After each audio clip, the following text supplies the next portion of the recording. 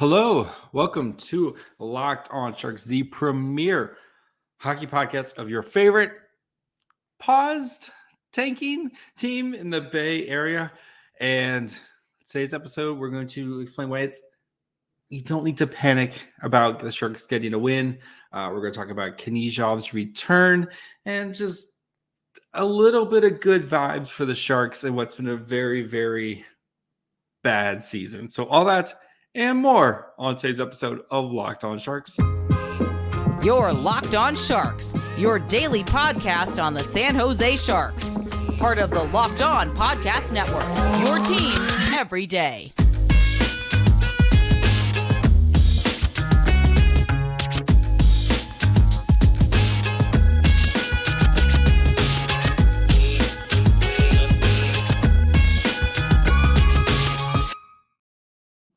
I'm your host, JD Young, contributor of formerly Fear the Fin, and also at San Jose Hockey Now. I want to thank you for making Locked On Sharks your first listen. We're free and available wherever you get podcasts. And of course, you can watch this on YouTube as well. If you haven't yet, please go ahead and subscribe, hit the little bell. That way you know whenever new episodes come out and whenever I go live, because you never know. Sometimes I just feel a little spicy and we go live for no reason. So, again, Locked On Sharks, we cover your team every day. And the Sharks, they end their long losing streak, winning 3-2 in overtime against the Winnipeg Jets. And I know as leader of the Tank Command, or the leader, a lot of people are frustrated with this win, which is weird to say.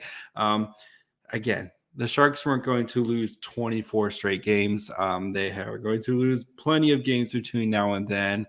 And so let's try to enjoy the win because there was a lot of positive stuff and good things to take away from in this game. And if it helps a little bit, Chicago won tonight. So at least they're winning right now like 5-0 last time I checked. So they did win 5-0. So you didn't even lose like any ground on Chicago. So we'll take that right now. So again, this team wasn't going to lose every game, and they have plenty of games. I would expect Hellebuyck to be in the net the next time the Sharks play the Jets, but we'll get into that game a little bit. We'll get into the game a little bit more, dive into it. Want to talk about, I got to start out with kind of a couple of nice performances that we saw tonight. One, the return of Nikolai Khnyzhov, and you got to hats off to him, especially with everything he's gone through the past almost 2 years now. Hasn't played an NHL game since May 2021. Dealt with abdominal issue, and then an infection, and then he's training last year, tears his Achilles, gets back, plays a couple of games, about 12 games with the Barracuda. He's there for about a month or so, wasn't playing back-to-back games, kind of working himself back into it. And I thought he looked okay with the Barracuda, but he looked outstanding tonight. And you got to feel really positive about him returning to form from what we saw tonight. And, if the Sharks can get that solid defenseman, I don't know how long Erik Karlsson's going to be with the Sharks, but finding that partner for Erik Karlsson, and that's exactly where he paired tonight. Erik Karlsson, I know McDonald was lost early into this game, so the numbers are a little weird with only having 5 defensemen. And then the Sharks, of course, were on the penalty kill a bajillion times tonight, so that put even more stress on your Khnyzhovs, your Ferraros, your Vlasics, and your Bennings, because Erik Karlsson doesn't really play penalty kill.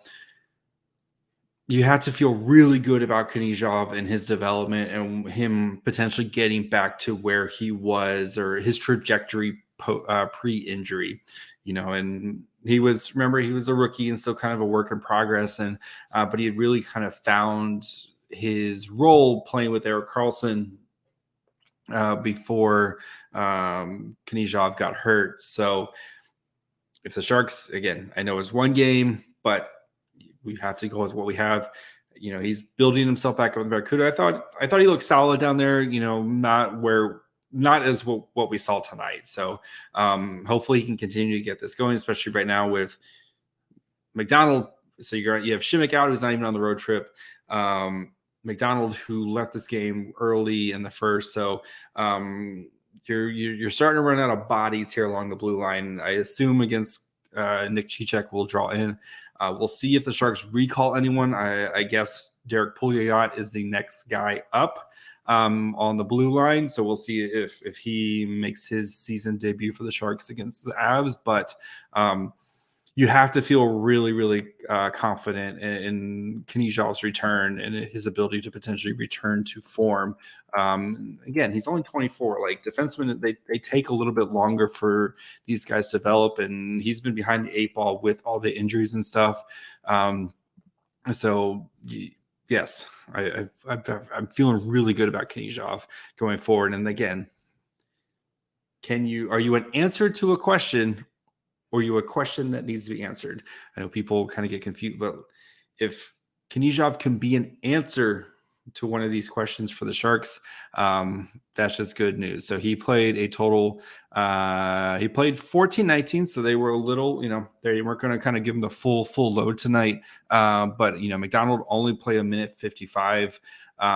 So we'll see if Khnyzhov, it's smart. He's still kind of working his way back. We'll see if he kind of starts to earn a little bit more ice time as he feels a little bit more comfortable going forward, especially with the Sharks having a back-to-back here.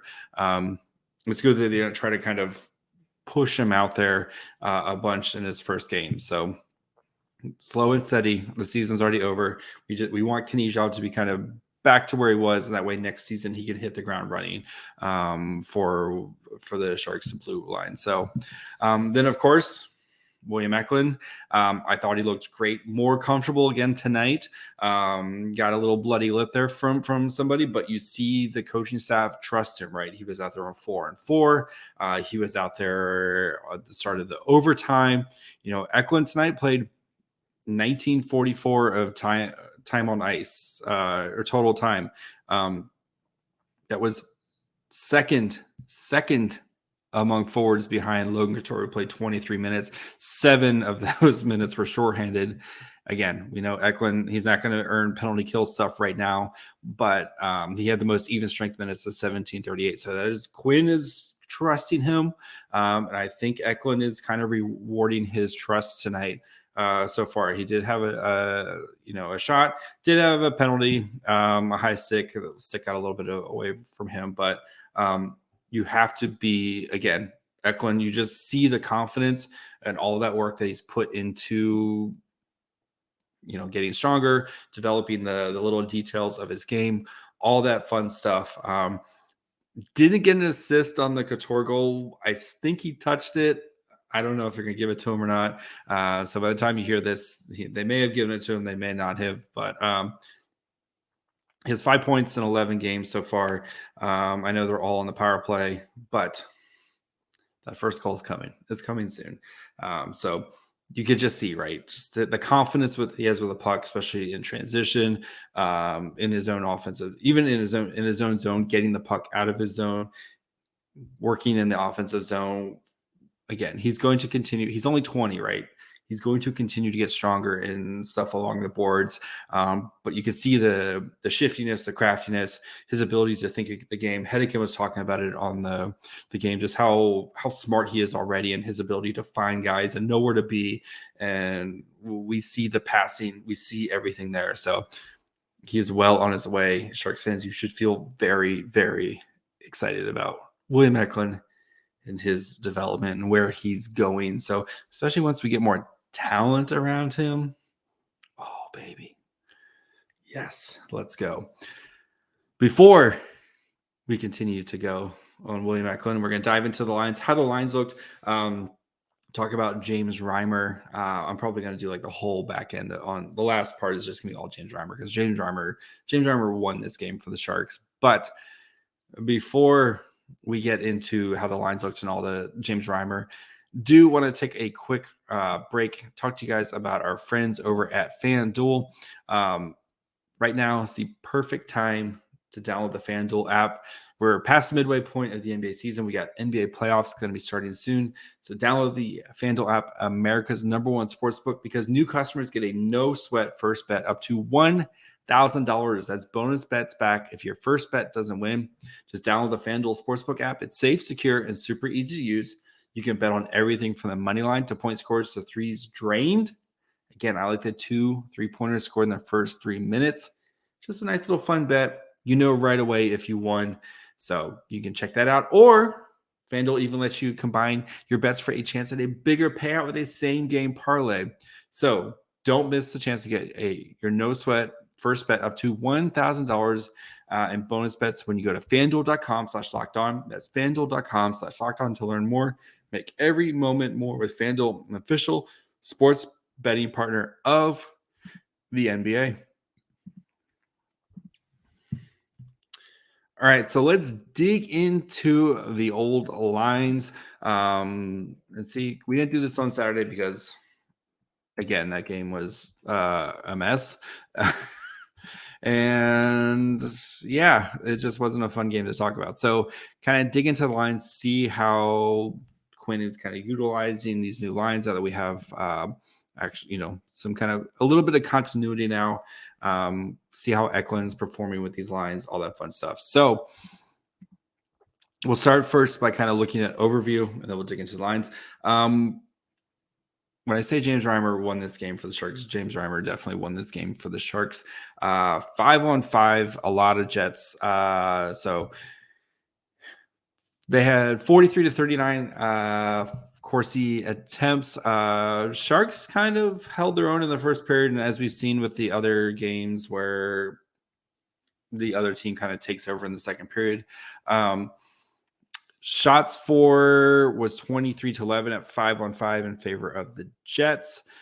Scoring chances 26-19 in favor of the Jets. High danger was 9-7. Expected goals for, and this again, all 5-on-5, 2.3 to 1.64. If you add in all situations, so looking at the Jets and their 6 power play opportunities, Sharks little sloppy there with some of those. The Noah Gregor one was, they need to change that rule where, like, if you hit a guy's stick and it just drops the stick, that's not a penalty. Like, if you're slashing the stick, that's a penalty, right? If the guy just kind of drops his stick, like, that's not a penalty. Come on, guys, we can do better than that. But so all situations, shot attempts, Jets was 71-61. And then shots for were 38-24. So the Jets did a really good job on the Sharks at limiting actual shots on net, while the Jets were much more successful at getting those shot attempts onto net. Scoring chances was 41-29 in favor of the Jets. High danger was 17-13 in favor of the Jets. The Jets in the second period had 10 high danger chances compared to the Sharks 1. And then 4.71 expected goals for to 2.65. So almost 5. If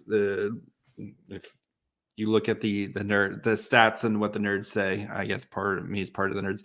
The Jets should have scored almost 5 goals in this game, and they had 2. So that shows what type of night James Reimer had. So we'll talk about that here. The whole back end, the last 10 minutes is going to be James Reimer. So,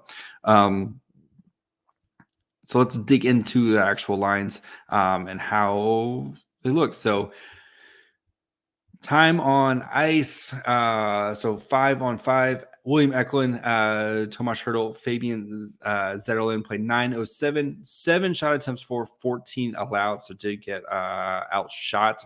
Actual shots for was 1-7. So a little not very great right there. Expected goals for was 0.12 to 0.76. 3 scoring chances, 4 gave up 12. 0 high danger, 3 allowed. So 2 offensive zone, 3 neutral zone, 4 defensive zone faceoffs for that line. So again, new line, right? Don't panic, freak out. Brand new line. You have 2 young guys. Zetterlund just got here about a week ago, and Eklund is playing in his second NHL game this season. Like, it's going to take a little bit of time for these guys to build some chemistry. Yeah, and the top Jets forward line is also pretty good as well. Kyle Connor, Niederreiter, who kills the Sharks, and Mark Scheifele, who's noted coward. Thanks to our friends at Locked On Canadians, noted coward. ask them if they want to know why. Second line, Barabanov, Couture, Andreas Johnson, not a great night either. They had 3 shot attempts, gave up 7 and 6-16. One shot attempt, actual shots on goal was 1-3. So while they didn't produce much offense, they kind of helped to kind of limit the offense as well. Expected goals is 0.04 to 0.11 for that line. 2 scoring chances, gave up 2, 1 rush attempt, 0 high danger, 3-2-1 for their zone starts. So, which is weird because Couture's usually gotten a lot of the defensive zone starts. So, Svechnikov,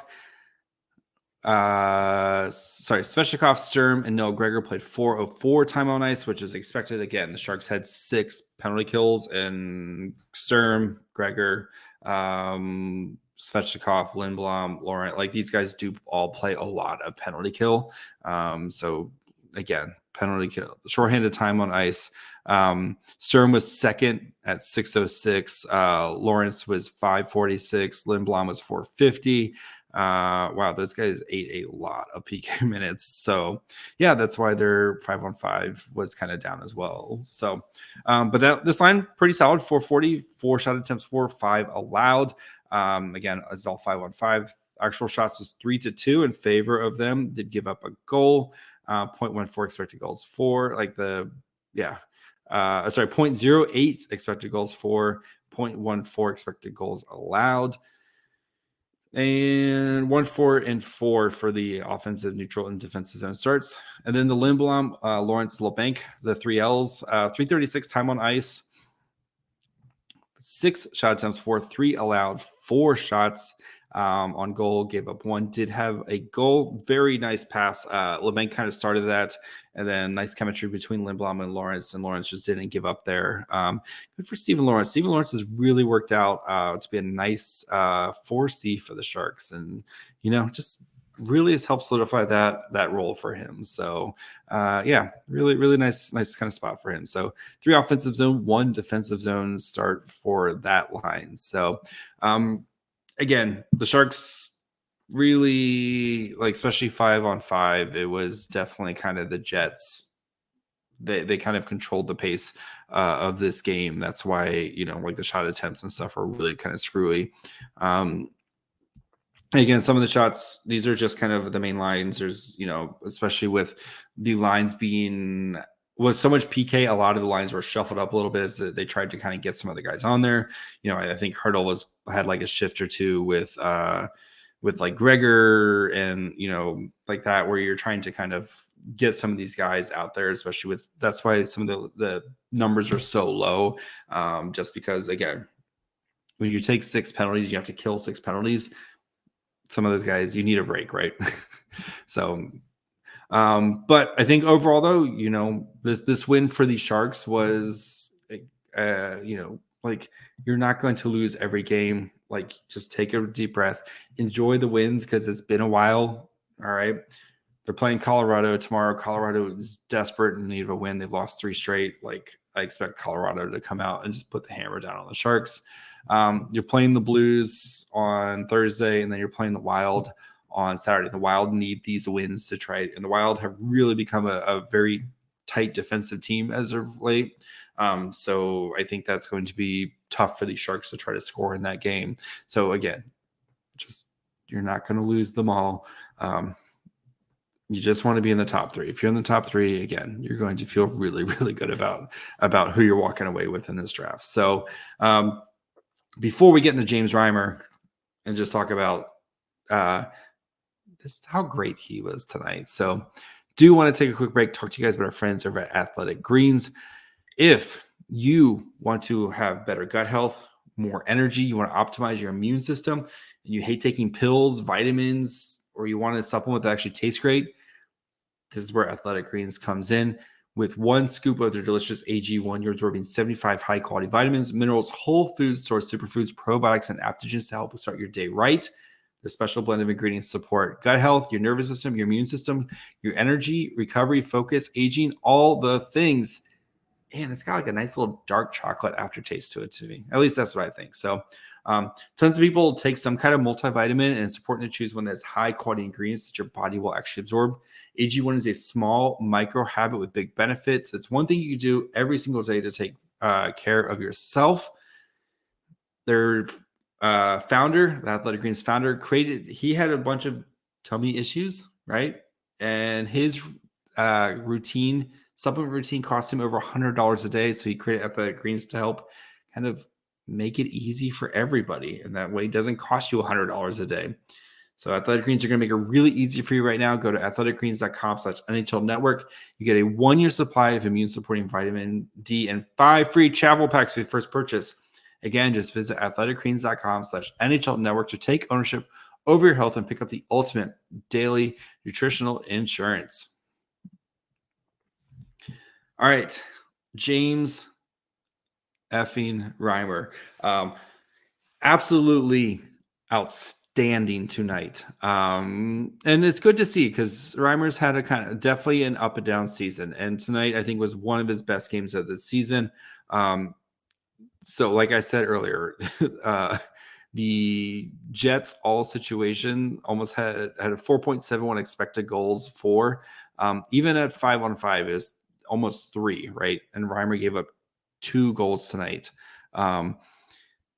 His numbers. So 36 saves on 38 shots for 947 save percentage, 12 high danger saves on 13 high danger shots, 10 mid danger saves on 11 mid danger shots, on 14 of 14 low danger saves, 2 rush shots against, 9 rebound shots against. Absolutely outstanding. Had bailed out the Sharks several times. You know, there was the power play. There's a shorthanded chance where Hurdle made a not great pass attempt to the middle of the slot. And I think it was Barabanov, and it was gone the other way. It was near the end of like their shift, so Carlson was gassed, couldn't keep up with the penalty killer. He saved their bacon there with a great stop, like very Hasek, toe up in the air, gets a piece of it type of situation. There was a 2-on-1 earlier in the game where sliding across, just a beautiful glove save. And, you know, I know, why didn't you trade Jaden? Well, again, like we saw with the Sharks, if somebody wanted James Reimer, they would have been more than happy to trade him, right? I mean, you saw Nick Bonino basically go away for his 7th pick, but they did that because Nick Bonino was somebody wanted Nick Bonino's services, and it was a place that they felt comfortable. Like they weren't just going to send Nick Bonino out to nowhere, right? They knew he was comfortable in Pittsburgh. You wanted to make good to your vet. And I don't know if there was much interest. It sounds like there wasn't too much interest in James Reimer this season, when that's to be expected, right? James Reimer's numbers this year, not that great. So 892 save percentage and 3.35 goals against average this year, 916 and 6. Like, I know, and those are kind of boring numbers. Even if you look at like his, analytics, like his expected goals that get saved above expected, he's 7th from the bottom at minus 10.3. So it's not like people are lining up for the services. So I know he was disappointed not getting traded, and that's expected, right? You're going to play out this season on a bad team that's going to lose a bunch of games, and you're going to get a bunch of goals scored on you because this team, as we've talked about many times before, anything that goes wrong goes catastrophically wrong for this team, except for tonight. Reimer saved their bacon a couple times. So going forward, though, I'd still like to see Kaapo Kähkönen get the kind of bulk of the starts. I know he was terrible on Saturday against the Caps. That's going to happen, right? Every goalie has a bad game where they've given up a bajillion goals and stuff, but you want to try to kind of build Kaapo Kähkönen's confidence and kind of see what you have going into the end of the season. And I think Reimer is going to be a good soldier, and he's going to play hard for this team, and that's exactly what he's going to do. And he's going to be a good guy in the locker room, all that fun stuff. But it was good to see this vintage James Reimer performance. So hopefully that way this offseason, when as a free agent, he can get another contract for another team and, help provide some stability for a team. Like, could you imagine, I don't know, like a team like, I don't want to say Chicago, that's mean, but like, just a team, a team that really could use an adult in the room there. So, like, couldn't you imagine like Vancouver, right? Where you have kind of like a starter, but like just having James Reimer around to help, just be a guy there, can kind of play 30 games for you. You know exactly what you're getting. Like, that makes a lot of sense for a team like Vancouver, which is trying to retool on the fly, not rebuild. But it was good to see James Reimer have a game like this. And, ever since he's come to San Jose, he's put this team on his back more nights than not. And again, I know it's disappointing for the fans of the Tank. Believe me, I wanted to lose this game just as much as you. But again, let's enjoy the little wins while we can. There's going to be plenty of losses to root for going forward, and every loss will get us closer to, hope a top draft pick in a loaded draft. But again, enjoy the wins. I know this team, they've struggled. Like, they were very down after the game against Saturday. Helps the spirits a little bit as they, are about to go get the crap kicked out of them by the Avs tomorrow, most likely. So, yeah, that's going to be it for me tonight. Again, thank you guys for making Locked On Sharks your first listen. We cover your team every day. I don't know what else more you could want. Twice a day? I don't know, man. Like, that's a lot of content, but we cover your team every day. Now that you've checked out this show, make sure you guys go check out the Game to Game NHL. Every moment, every top performance, every result. Locked On Game to Game covers every game from across the NHL with local analysis only Locked On can deliver. So follow Game to Game on Locked On NHL, available on the Audience app, YouTube, and wherever you get podcasts. You can follow me on Twitter at MyFryHole. Follow the show on Twitter, Facebook, Instagram at Locked On Sharks. Listen wherever you get podcasts. Watch on YouTube. If you haven't subscribed on YouTube, please do so. Because easiest way to put money in my pocket and to support me, watch on YouTube. So until tomorrow, bye, friends.